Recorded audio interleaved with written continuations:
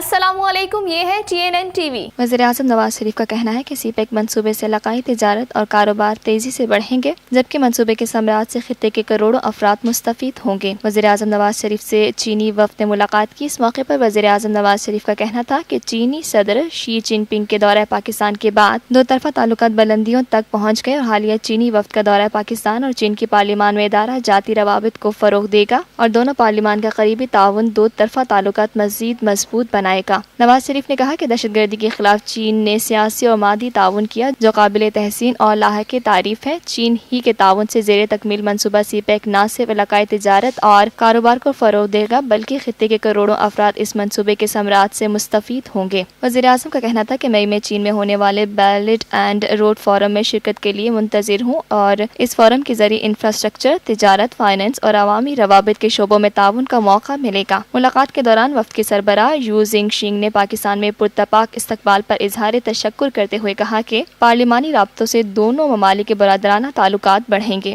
دیکھتے رہیے تازہ ترین خبریں اور exclusive reports. Lotus Lake Towers, a groundbreaking endeavor by Lotus Properties.